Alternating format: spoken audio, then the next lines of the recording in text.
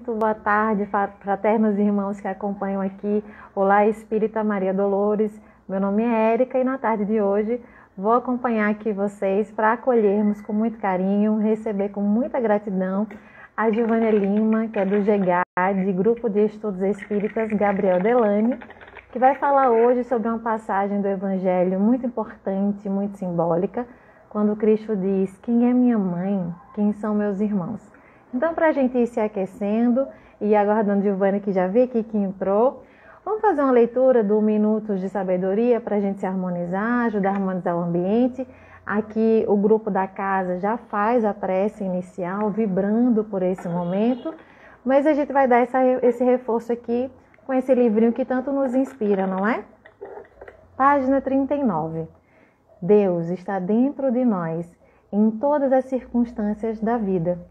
Quer você esteja praticando uma boa ação, quer esteja agindo errado, Deus está dentro de você.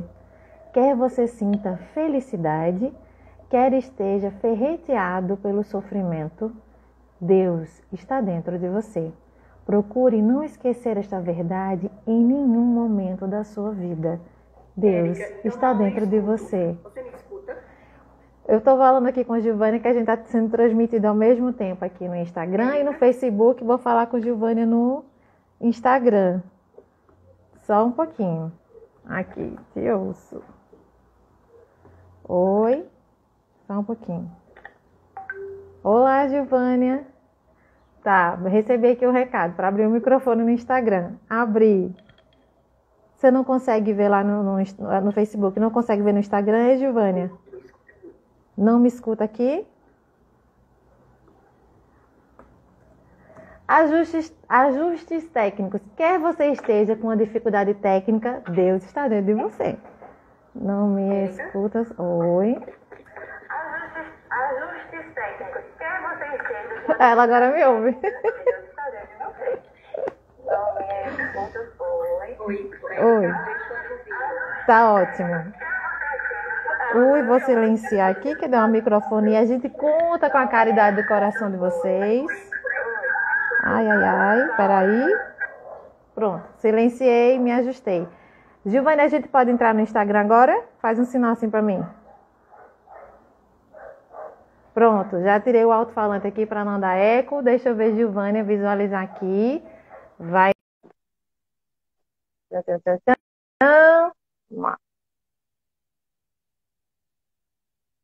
Eu aceitei o convite, mas não está aparecendo. Eu vou de novo.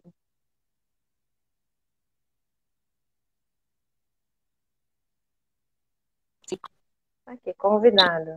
Apareceu. Bem-vinda, minha querida. Vocês nos ouvem bem? Por favor, vamos testar aqui, né?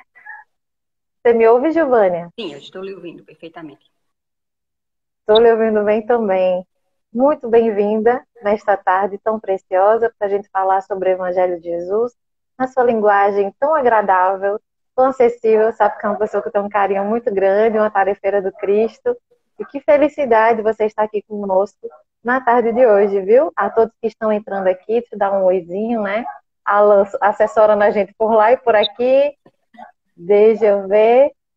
Rubens Silva, Fernanda, Manu, Carol Barbosa, Beli, minha mames. Vamos lá, sejam todos muito bem-vindos. Minha querida, a tarde é sua. Se você quiser falar um pouco mais, alguma coisa sobre o trabalho do GEGAD, do Gabriel Delane, fique aí à vontade, tá bom? Quero Bem-vindo. agradecer primeiramente ao convite do Lar Espírita Maria Dolores. É com muita satisfação que nós do GEGAD, hoje representado por mim, estamos aqui nessa tarde confraternizando, né, algum conhecimento e aprendendo ainda mais. Sempre é uma oportunidade de aprendizado. Então, deixo desde já o abraço fraterno do GEGAD por esse convite. Gratidão. Fique à vontade, viu? A live é toda sua, é nossa. O tema que nós vamos falar hoje é quem é minha mãe e quem são os meus irmãos. Esse tema é um subitem do capítulo 14, que está no Evangelho segundo o Espiritismo, que tem como tema central honrar pai e mãe. E como é um tema um tanto que traz algumas polêmicas, algumas dúvidas, eu gostaria de primeiro falar um pouco sobre o que é honrar. Honrar é um princípio, honra, ou uma pessoa que tem honradez, é um princípio de conduta que envolve várias virtudes. Então, envolve bondade, envolve justiça, envolve a honestidade. Então, a honra é um conjunto de virtudes. Uma pessoa que tem honra é uma pessoa que, digamos assim, coloca o outro num lugar de destaque em sua vida. Então, quando Kardec traz esse tema honrar pai e mãe, ele vem falar principalmente da figura central da nossa família, que são os pilares da nossa família, os pais e as mães. E vem falar da importância que se deve dar ao pai e à mãe. Mas como o nosso tema é quem é minha mãe e quem são meus irmãos, esse tema traz algumas, como eu disse, algumas polêmicas, porque a primeira impressão que dá é, será que Jesus tinha realmente irmãos consanguíneos, né? Será que eles eram primos ou irmãos de verdade? E eu quero deixar claro que esse não é o propósito da nossa conversa de hoje. É se ater, em especial, nos princípios morais de Jesus e o que isso pode trazer ou agregar à nossa vida em termos de conhecimento, em termos de transformações, visando sempre o nosso melhor viver. Porque quando a gente fala em transformação, dá uma impressão de um sacrifício, né? De algo que nós devemos nos desprender de muita coisa para ter um entendimento da proposta do Cristo. Algo que a gente deve, como se diz, morrer para as coisas do mundo para que possamos estar próximo do Cristo. E Cristo não exige de nós um sacrifício tamanho. Ele exige que nós tenhamos o conhecimento e que esse conhecimento favoreça as nossas escolhas, favoreçam a nossa vivência de uma forma mais tranquila, com mais serenidade, com mais harmonia nas nossas decisões, consequentemente com menos sofrimento, porque as necessidades se transformam. As necessidades que antes eram voltadas mais para o material, elas automaticamente em nossa vida, elas se voltam para um olhar mais espiritual. Isso é algo que acontece naturalmente, quando a gente vai mergulhando, se aproximando, né, do Cristo, porque Deus sempre está em nós, mas nós é que nos distanciamos das suas leis. Então, eu gostaria de trazer a passagem do Evangelho que fala sobre isso. Kardec extraiu duas passagens, que está em Marcos e em Mateus, fez o recorte das duas para abordar esse tema. Ela diz o seguinte: quando Jesus chegou em casa, lá reuniram-se uma multidão tão grande de pessoas que nem mesmo puderam completar sua refeição. Ao saberem disso, seus parentes saíram para prendê-lo, pois diziam, ele perdeu o espírito. Na outra passagem diz o seguinte: sua mãe e seus irmãos chegaram e, ficando do lado de fora, em pé, mandaram chamá-lo. O povo que estava sentado ao seu redor disse, sua mãe e seus irmãos estão lá fora e chamam por você. Jesus então respondeu, quem é minha mãe? Quem são meus irmãos?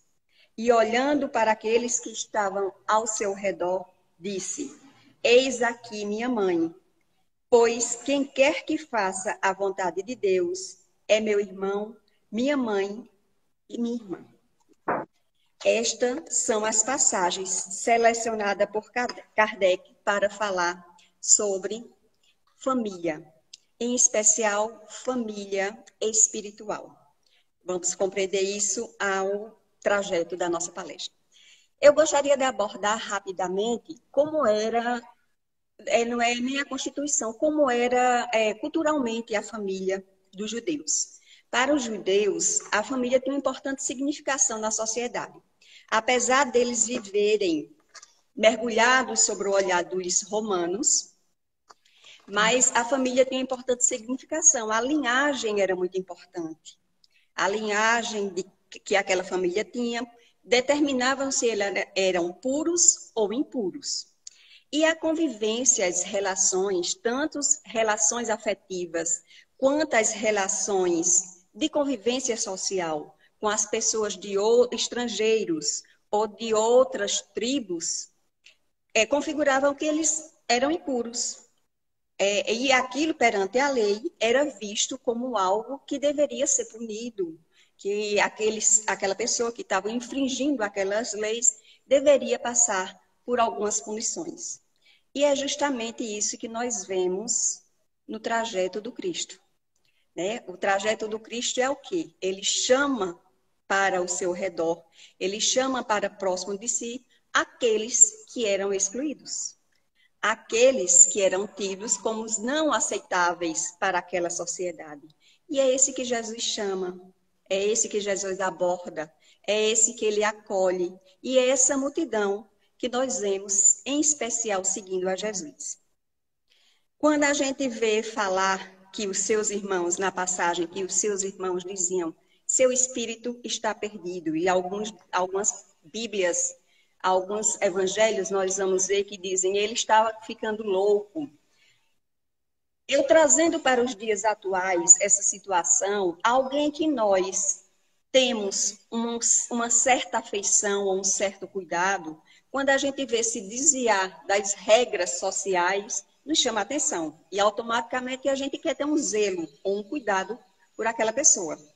E dependendo da conduta ou do comportamento que essa pessoa vai ter, a gente pode imaginar, não, está perdendo o juízo.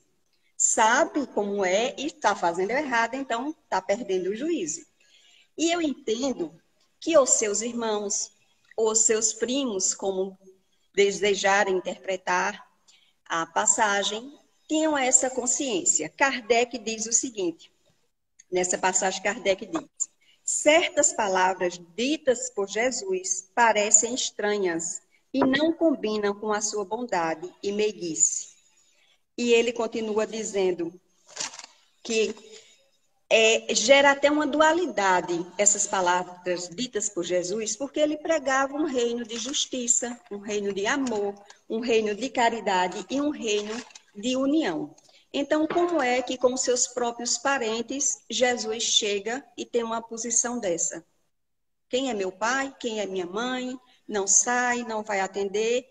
E para quem é incrédulo ou para quem procura um motivo para talvez colocar a família ou talvez colocar até a imagem da própria mãe de Jesus em uma posição não tão de destaque, apropria-se dessas informações para tomar uma posição.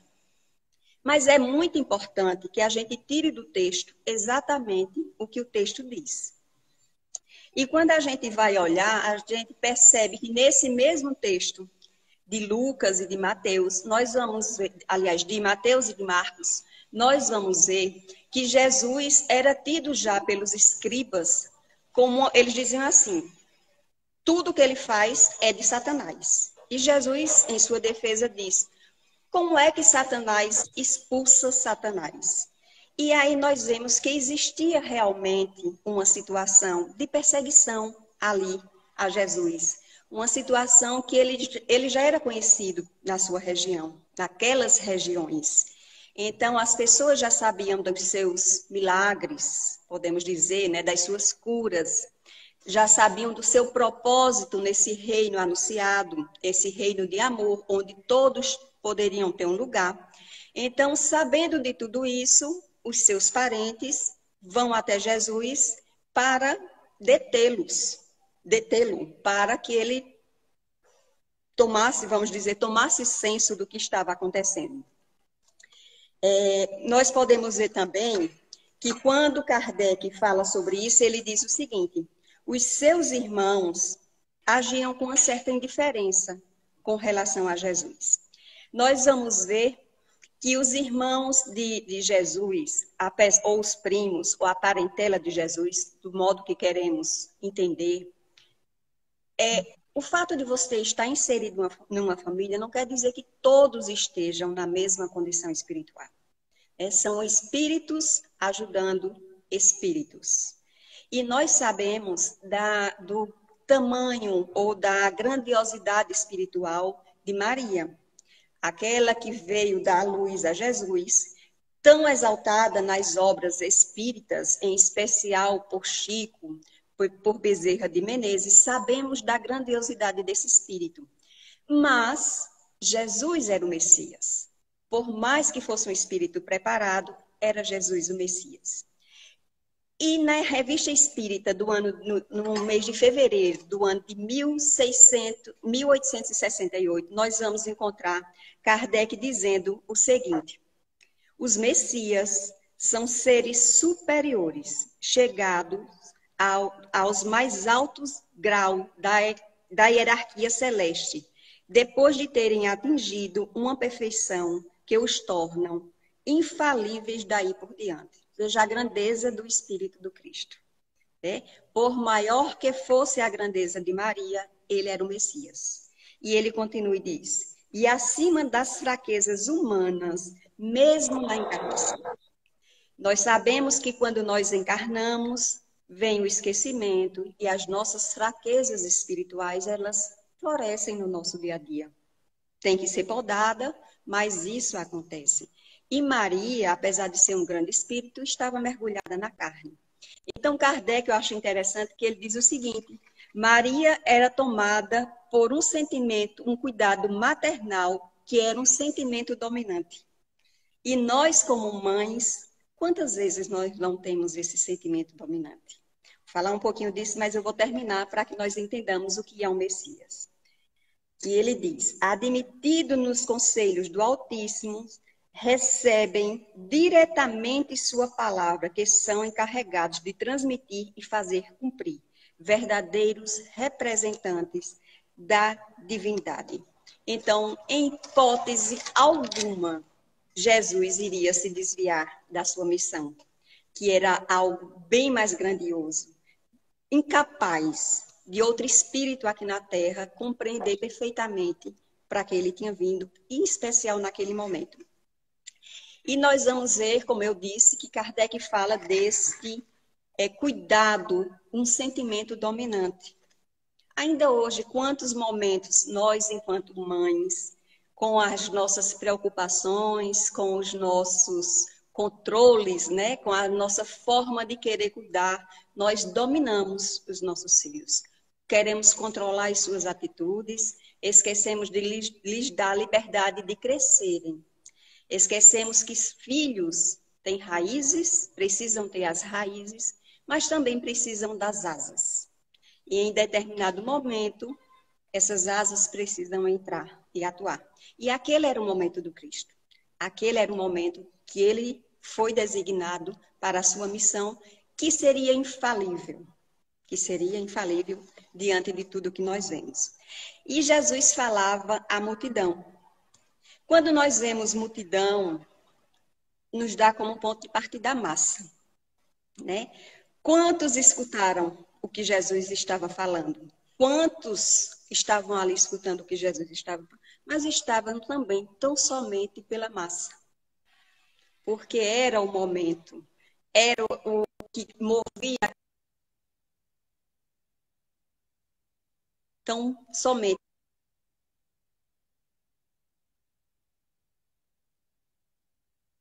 Oi, está me acompanhando? Continuando. Eu estava te ouvindo, agora que começou a cortar um pouquinho para mim. Aparentou que tinha saído um pouquinho. Mas eu estava te ouvindo.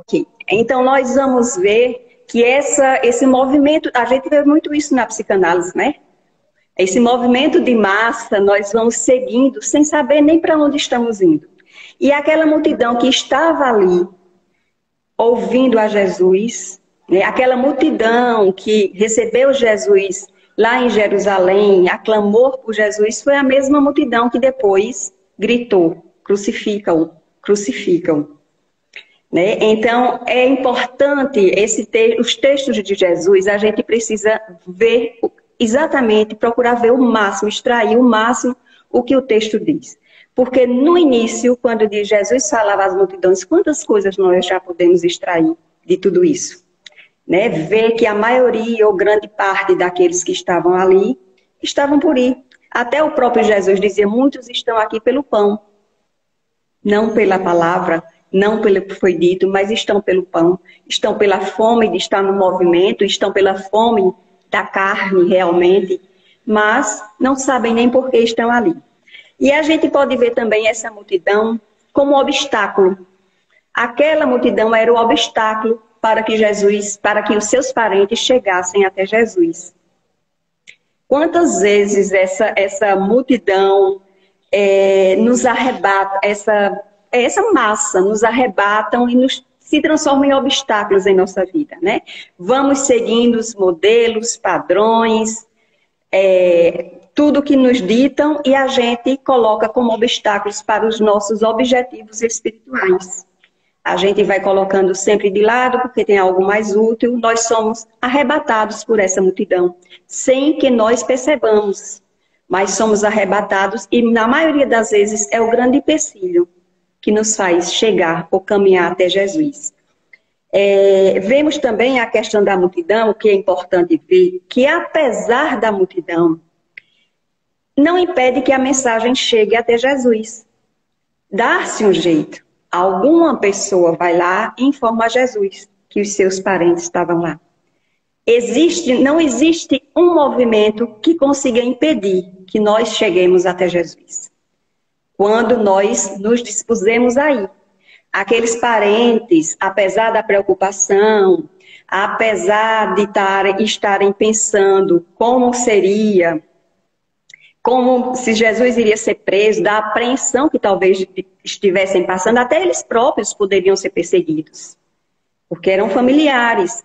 Mas houve um movimento de ir ao encontro de Jesus. Mesmo tendo um obstáculo, eles foram. Então, quando nós fazemos esse movimento de ir em direção, nada impede que o nosso pedido, né, as nossas necessidades cheguem até Jesus. Então, nós vemos aí a multidão com vários aspectos. No aspecto do obstáculo, no aspecto de que nos conduzem a vários caminhos que nós nem percebemos, somos movidos pela massa e também que os obstáculos não podem ou não devem ser os empecilhos para que nós caminhemos, para que nós nos movemos naquela direção. Um exemplo que a gente pode ver nessa questão, quando a gente fala em obstáculo, a gente não pode esquecer de falar de Zaqueu. Né? Zaqueu, pequena estatura, um homem baixo, mas aí quando sabe que Jesus vai passar, Zaqueu vence os obstáculos e sobe na figueira.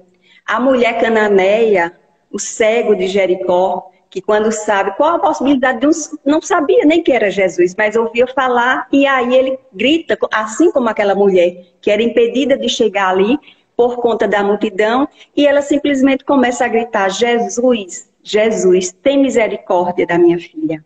E grita alto ao ponto de Jesus ouvir, assim como fez o cego. Quais as oportunidades que nós nos calamos e deixamos de ouvir? Aliás, deixamos que Jesus não nos ouça. Deixamos escapar as nossas verdadeiras necessidades, porque estamos com os obstáculos em nossa vida. Preciso também ver, porque no texto fala que os seus parentes estavam fora da casa. E é preciso ver esse movimento de estar fora e de estar dentro. Esse movimento envolve muitas coisas, porque muitas vezes nós estamos dentro de um movimento e estamos totalmente fora. Temos tudo para estar ali, mas estamos fora, não estamos envolvidos. E alguns estão fora, como aqueles parentes, mas de alguma forma estão dentro, porque buscam. Então é preciso ver qual lugar eu me encontro. Em que local eu estou? Eu estou dentro, mas estou dentro de verdade?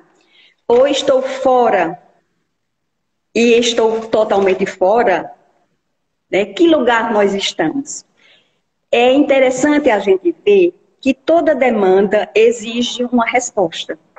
E quando Jesus recebe aquele comunicado por alguém, aparece alguém que dá aquele comunicado a Jesus, ele dá uma resposta. Ele ouve a demanda e dá uma resposta.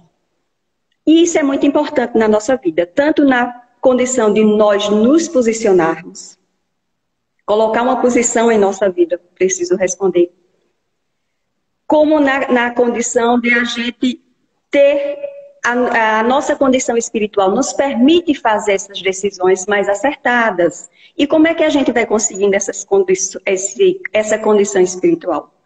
Com a informação, com o estudo, com o conhecimento das coisas para que não seja movido por essa massa, com a expansão da nossa consciência, porque quando nós expandimos a nossa consciência, nós ampliamos o nosso campo de atuação. Então, não deixamos que as outras pessoas atuem em nós, mas nós ampliamos o nosso ponto de atuação. E essa demanda que Jesus recebe, que ele dá um posicionamento, muitas vezes a vida nos convida para essa. Você precisa se posicionar. Este é o momento de se posicionar. Ainda que vá trazer algum choque, mas esse é o momento de se posicionar. Quantas vezes nós, nesse momento, o que é que eu faço? Meu Deus, o que é que eu vou fazer? Eu quero agradar a todos. Eu não quero desagradar ninguém. Eu quero ser bem aceita. Mas aí, se você sabe exatamente para onde você vai saber o caminho que vai escolher. E é nessas escolhas que a gente nunca escapa na vida da gente. Porque em um momento ou outro a gente pode ir se safando, mas chega um momento que a decisão é necessária. E o nosso posicionamento, quanto mais certeiro, melhor para nós mesmos. Quanto mais ele vier alicerçado em conhecimento, quanto mais ele vier alicerçado na nossa evolução, na nossa condição espiritual, mais segurança nós teremos. Consequentemente, nos sentiremos bem melhores. Eu acho também muito importante destacar aqui que Jesus faz uma pergunta a si mesmo. Sair um pouco. É bem interessante que Jesus não pergunta ao outro, ele pergunta a si mesmo. Quem é minha mãe? Quem são meus irmãos? E essa condição de perguntar a si mesmo desperta no outro uma curiosidade, né? Uma dúvida. Por que ele está fazendo?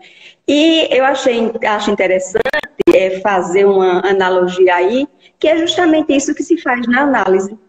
Você senta ali e o analista faz a pergunta que você não consegue fazer a si mesmo. E quando essa pergunta é feita, um despertar de consciência. Você passa a se enxergar de outra forma. Você passa a ver, estava aqui e eu não vi. Então, quando Jesus faz essa pergunta, aquelas consciências, por que ele está dizendo isso? Olha a didática que Jesus usa, o método socrático, para chegar e tocar aquelas pessoas. Por que Jesus está dizendo isso? Ele quer dizer algo mais, tem algo mais por trás disso. Tem algo mais por trás do que ele está querendo dizer. Imagine quanta curiosidade, quantas pessoas não estão entendendo o que Jesus quer dizer. E com isso a gente vê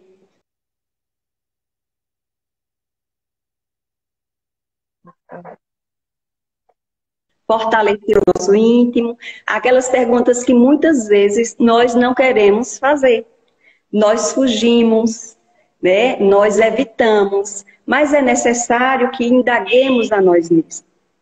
Quem eu sou, como eu estou, como eu quero estar, o que eu pretendo. Então é muito importante quando Jesus coloca esse método, porque é uma condição que nós temos ao nosso alcance. Fazer essas interrogações para nós. E o propósito disso, quando Jesus fala, e o próprio Kardec traz no Evangelho, por isso que o Evangelho é o Consolador prometido, porque ele vem justamente trazer, elucidar essas situações. Ele vem dizer assim, não, Jesus não era um ingrato com sua família. Não, Jesus não estava sendo frio, né? Jamais Jesus seria esse ser. Jesus falava de algo maior, que ainda não se tinha condições de perceber. Jesus falava da família espiritual. E sem desmerecer a família carnal. Sem desmerecer aquelas pessoas, porque em nenhum momento ele foi rude, ou disse, eu não vou atender, ou não vou sair daqui, ou não me levanto, independente do sentimento que existisse ali fora daquela casa. Jesus continua terno. E ele só levanta uma hipótese. É muito maior. Vai muito além do que a gente pode imaginar.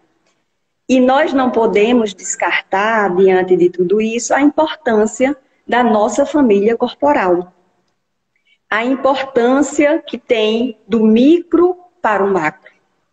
Como nós sairemos do micro para já ser inserido no macro, se nós não estamos solidificados, se nós não compreendemos o que é uma família, se nós vivemos em conflitos constantemente, que sabemos que é um processo natural, que muitas famílias passam, aí nós vamos estudar as leis das encarnações, das causas e dos efeitos. Vamos ficando por aqui com relação a isso, porque senão estende demais. Mas a gente não pode deixar de registrar a importância que a família tem em nossa vida. Aquele alicerce, a célula máter, que nos prepara para enfrentar essa sociedade. E era isso que Jesus fazia. Naquele momento, Jesus possivelmente estava falando de um segundo nascimento. Nascer em algo maior. Né? Vocês sabem o que é uma família, vocês sabem, principalmente para os judeus, que eram aquela coisa que família, ou era só o seu povo, aquela coisa muito arraigada dos meus. Então, para aquele povo ouvir falar, tem algo maior, tem algo que se expande, e é isso que minha proposta fala. É uma proposta de fraternidade, é uma proposta de amor, é uma proposta de inclusão. E nós vemos que, graças à família, nós vamos vencendo essas imperfeições que habitam em nós. Vencendo a indiferença. Podemos dizer que a família é o aprender a amar. Né? É o amar, é o viver no amor para saber amar. A família seria isso. É querer viver no amor para saber amar. Se Kardec mesmo coloca nesse evangelho que se eu não consigo amar o pai e a mãe, eu não vou conseguir amar lá fora. E a gente vê que muitas vezes o nosso comportamento lá fora é uma roupa social. É algo para nos adaptar, é algo para sermos aceitos nessa sociedade. Vestimos uma roupa social para ser bem vistos, mas com a nossa família está em segundo plano. Eu tiro essa roupa, tiro esse verniz e mostro, como diz Emmanuel, o meu caráter espiritual, quem eu sou. Então, a importância de se viver em família para compreender esse âmbito maior que é viver em sociedade e, consequentemente, planejar ou começar a vivenciar essa família espiritual. É na família que os nossos desafetos vêm para ser resolvidos.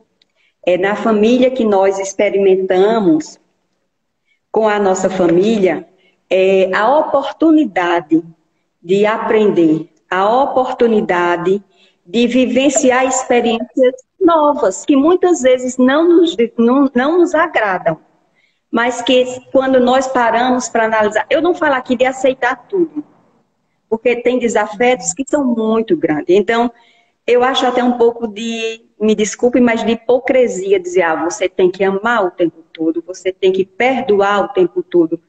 Nós não estamos nessa condição. Vemos ali, como relata os evangelhos, que nem os parentes do Cristo estavam nessa condição. Mas isso não nos impede que nos empenhemos em viver a nossa vida melhor. Porque ninguém faz nada pelo outro. Tudo que nós fazemos nos melhora e melhora a nossa vida, consequentemente. Se eu consigo vivenciar com mais harmonia no meu lar, eu estou melhorando a minha vivência. Né? É algo lógico. Eu não estou fazendo, eu vou ter que fazer pelo outro, porque o evangelho me diz que eu tenho que fazer. Você tem que fazer porque é o lógico. Você procurar viver bem, você procurar viver melhor, você procurar ter uma vida sadia, você procurar ter uma vida com menos conflitos. E como é isso? Conhecendo a você, fazendo essa busca, né? Fazendo esse, indagando como Jesus indagava tantas vezes. Qual é a minha, como dizia Freud, qual é a sua responsabilidade nisso? Né? O que você tem de responsabilidade nessa situação? Nós vemos que também, no Consolador, falando de família espiritual, no Consolador, na questão 342, é um livro de perguntas e respostas, e tem a seguinte pergunta. É um livro de Chico, através do Emmanuel, diz o seguinte. A resposta de Jesus aos seus discípulos, quem é minha mãe e quem são os meus irmãos, é um incitamento à edificação da fraternidade universal? E a resposta é, o Senhor referia-se à precariedade dos laços de sangue, estabelecendo a fórmula do amor, a qual não deve estar circunscrita ao ambiente particular, mas ligada ao universo, em cujas estradas devemos observar e ajudar fraternalmente a todos os necessitados, desde os aparentemente felizes aos mais desvalidos da sorte. E aí é bem importante, porque ele dá realmente esse conceito de fraternidade, né? É algo universal, de família espiritual, é algo universal. E nós, como é que nós conseguimos fazer a nossa introdução nessa família universal? Através da caridade. Porque só através da caridade é que nós vamos compreendendo a dor do outro, entendendo a necessidade do outro, entendendo que o pouquinho que nos sobra é o suficiente para o que falta no outro. E quando fala-se em caridade, é muito comum a gente ver a questão material, né? Mas essa caridade pregada, é justamente a importância da família carnal ou consanguínea, é justamente você entender que caridade são muitas coisas que envolvem a caridade. É um olhar, é uma ouvida, é um abraço, é uma compreensão, é um calar a boca em determinado momento, é um estender a mão. Então, tantas são as formas de caridade que nós não podemos dizer não posso fazer nada com ninguém. E é bem interessante quando Emmanuel coloca aqui que ele diz todos os necessitados, desde os aparentemente felizes. E às vezes a gente escuta o outro, traz para nós algum problema, algum sofrimento, e a gente diz, que banalidade. Olha o povo aí passando fome e você me trazendo isso. Né? O que muitas vezes ao olhar do outro deveria ser a máxima felicidade, para quem está passando tem uma significação. Então, não desprezar, mesmo aquele que tem uma aparência de felicidade, não desprezar. É dor, é dor.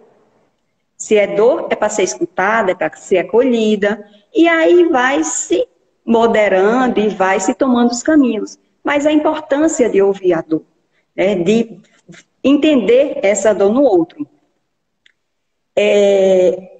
Nós temos também, eu acho interessante trazer, que no livro Nosso Lar, para a gente entender como é difícil a gente sair desse micro para esse macro, que é a fraternidade universal.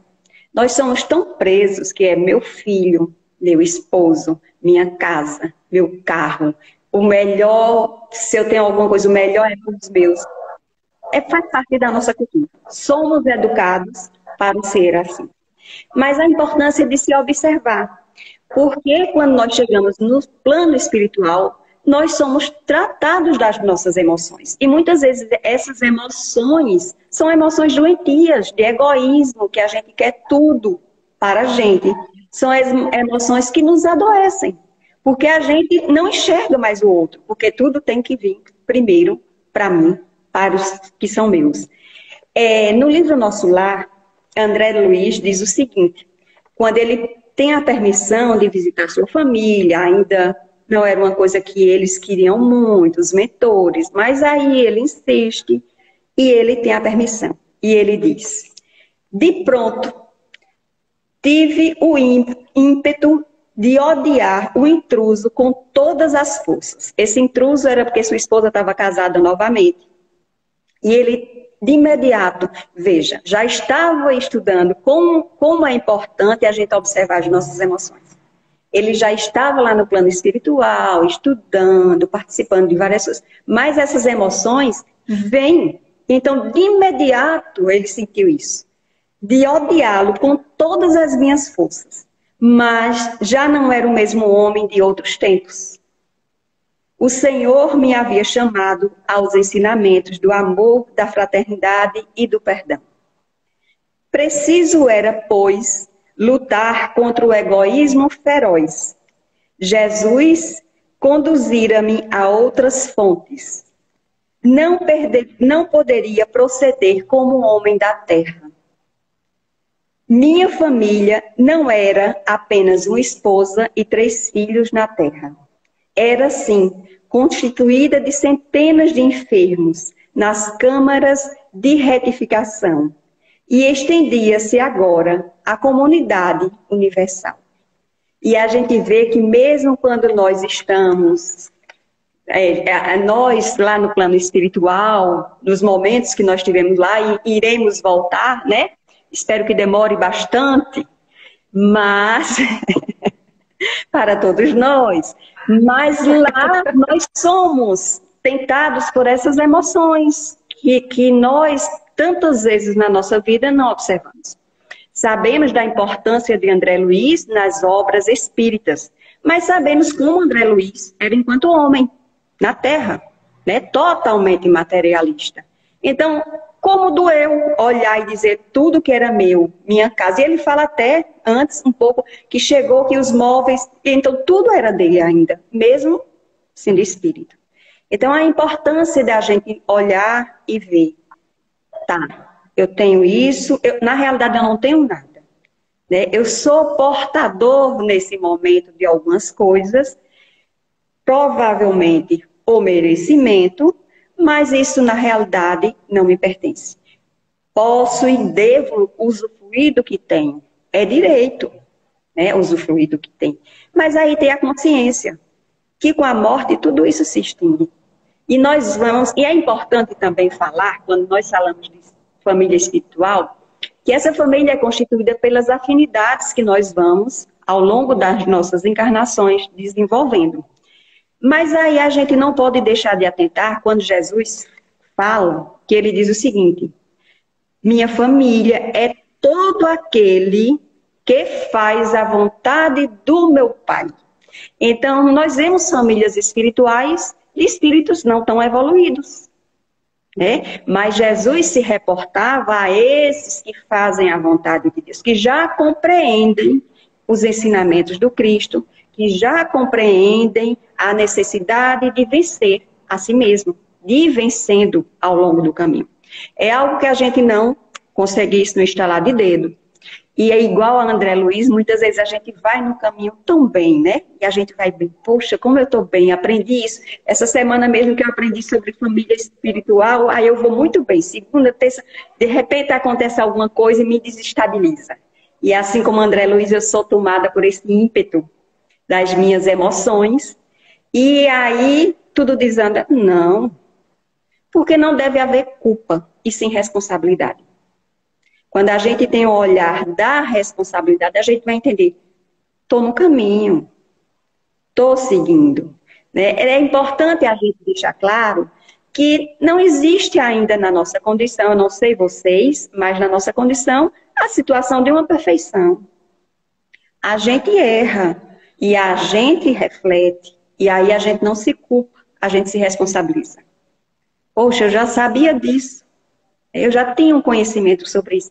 Porque de novo, meu Deus, vou lá de novo. Vencendo os obstáculos e lá vou eu seguindo. Se refazendo com quem ofendeu, tentando ofender, me desculpa, foi um momento de descontrole, não estava em mim, todos nós passamos por isso, mas errei. Pretendo não fazer novamente. Né? Não vá prometer, a partir de hoje eu nunca mais faço, que a gente não se conhece totalmente. Então, a importância da gente ver essas emoções, de entender essas emoções como elas existem em nós.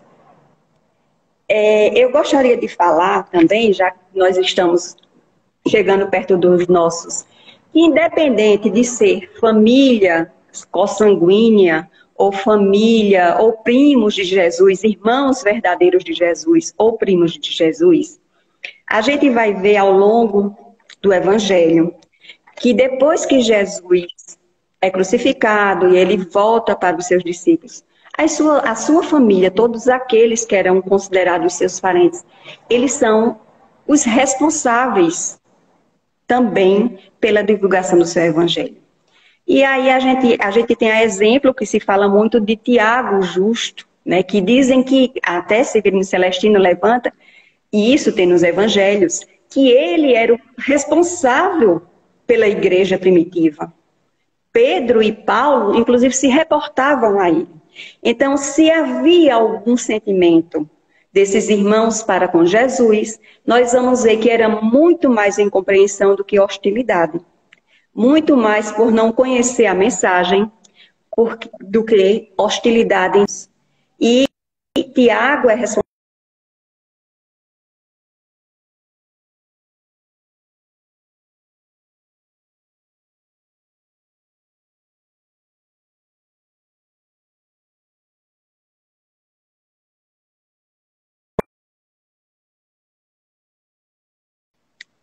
como todos os seus parentes, é que continuam com essa proposta do Cristo.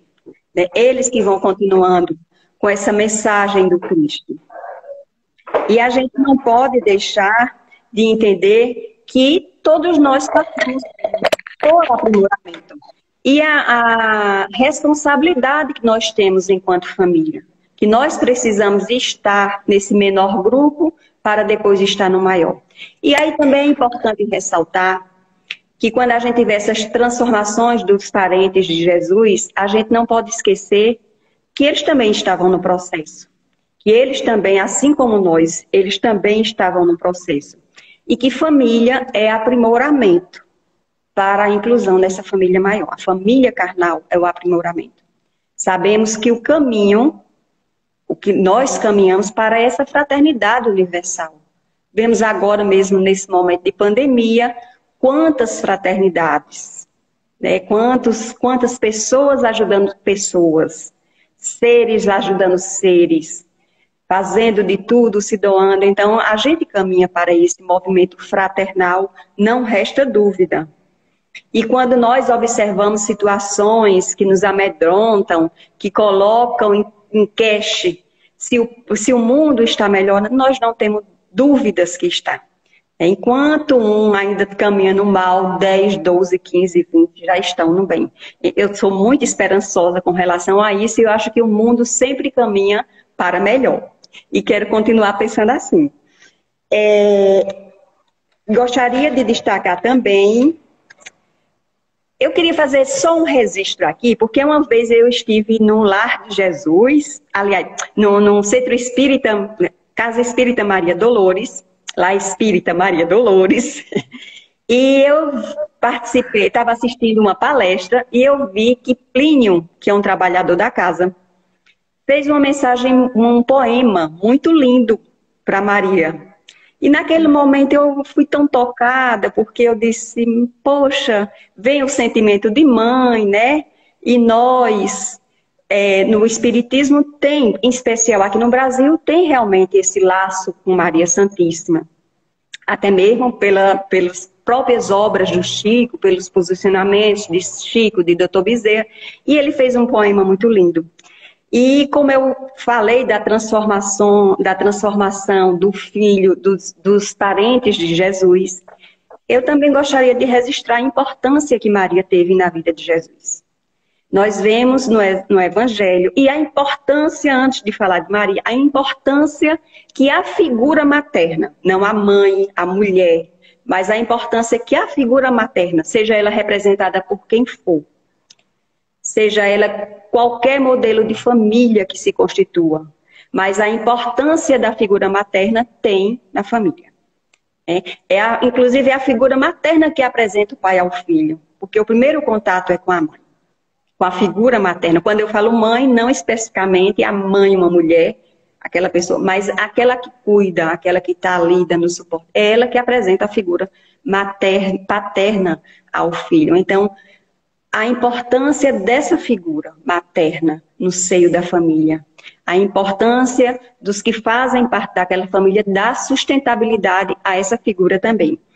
E para finalizar, eu gostaria só de trazer um trechinho aqui do livro Lázaro Redivivo, que escrito por Irmão X através de Chico Xavier, que inicia com o tema A Serva de Jesus.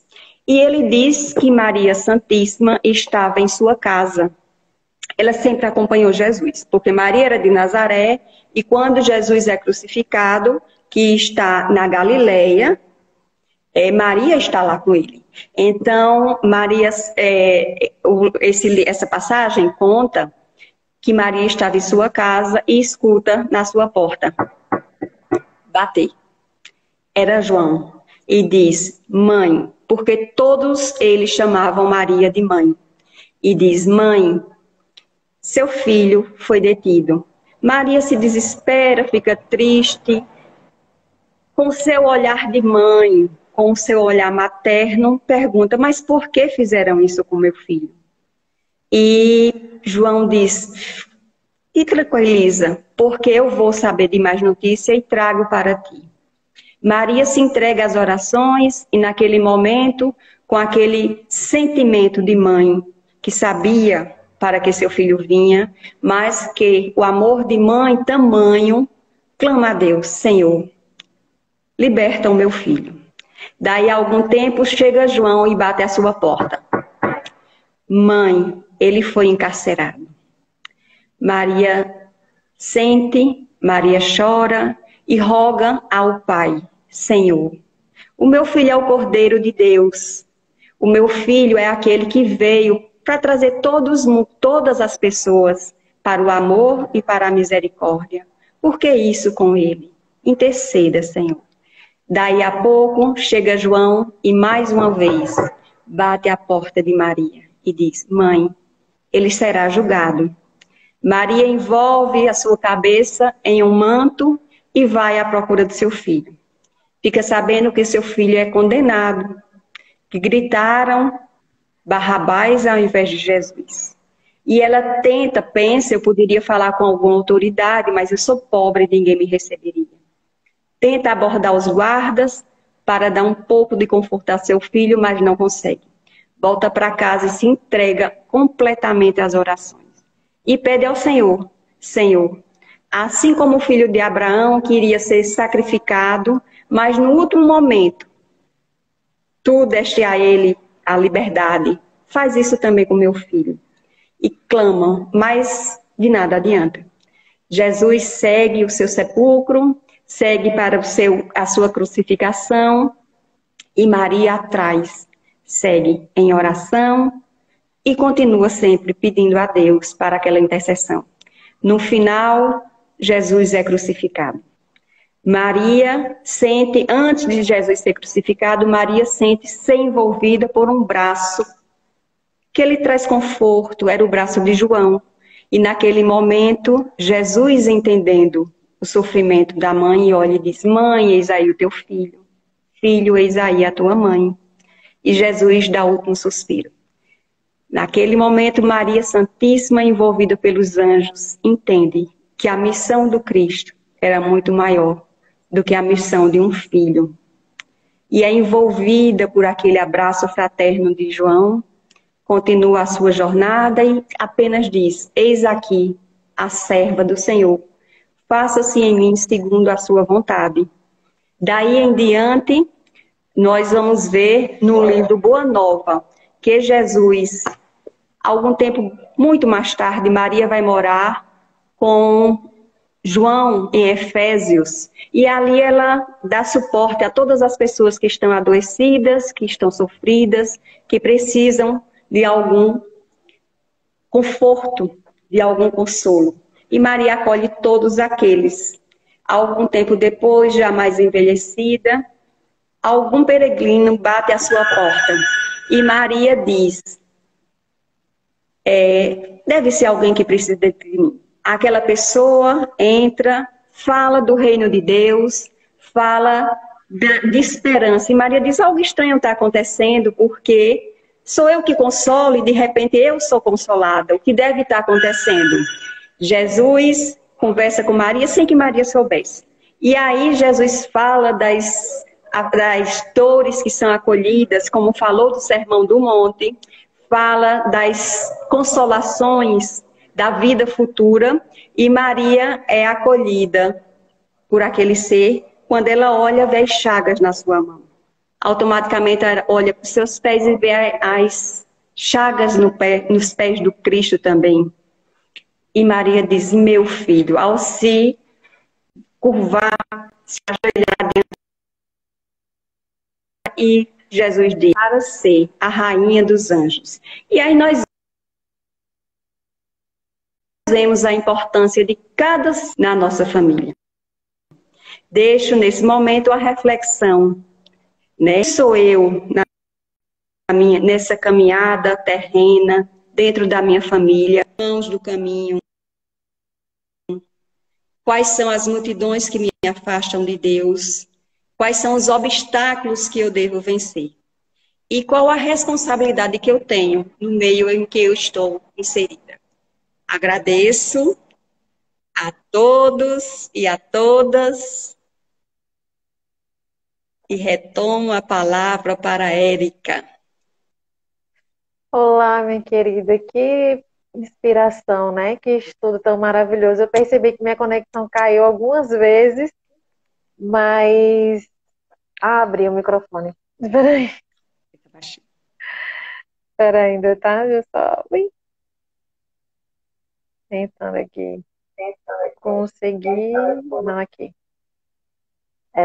Foi lindo aquele tipo de live para a gente reassistir, porque muitos conteúdos, muitas reflexões condensadas num único momento, assim, extraordinário. Não à toa, tem inclusive um comentário aqui de um amigo seu, né, Emílio, que disse: Gil, uma das pessoas mais inteligentes que já conheci, um presente que minha profissão me deu, Ah, saudade. que lindo! Obrigada, Emílio. Beijo para você, querido. Ele tem toda a razão, foi lindo, né? E quando a gente fala de Jesus e de Maria, né? Duas forças aí tão importantes, você trouxe com tanta lucidez, com tanto equilíbrio, que coisa linda. Eu vou reassistir. Conteúdo muito riquíssimo. Queria dar fazer um comentário aqui, né? Hoje é aniversário de uma trabalhadora da casa, Joana, parabéns. Muitas luzes, né? A gente falando hoje sobre essa questão de vida, de continuação, de mãe, de filho, e o nascer, né? Tem uma simbologia, a gente comemorar aí essa passagem da nossa reencarnação nesse planeta que nos oportuniza, né? Tantos resgates. Gratidão, leve nosso fraterno abraço aos irmãos do GEGAD e vamos fazer a nossa prece de encerramento para a gente agradecer assim com o coração mais elevado, né? Vamos fazer a prece, tá bom? Senhor Jesus, Mestre amado, graças te damos pelos benefícios que absorvemos na tarde de hoje, pelas vibrações crísticas que se fizeram presentes. Iniciamos o nosso conteúdo lembrando que Deus está em toda parte, que Deus está dentro de nós. Falar sobre o Divino Mestre Jesus, teu enviado maior aqui na Terra, nosso irmão tão fraterno, que nos trouxe, nos abençoou com tantos ensinamentos, com tantos exemplos. Agradecemos por Giovanni ter sido instrumento em tuas mãos na tarde de hoje.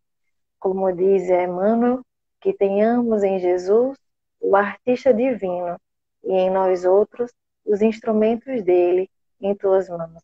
Que as reflexões trazidas na tarde de hoje possam contribuir para o nosso desenvolvimento, o nosso caminho do autoconhecimento, sem culpas, mas com responsabilidade.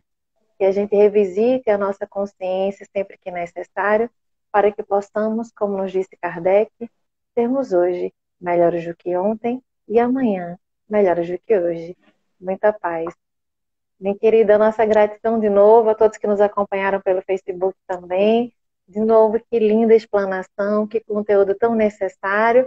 Para vocês que nos acompanharam, próximo domingo, às 16h30, estaremos juntos novamente.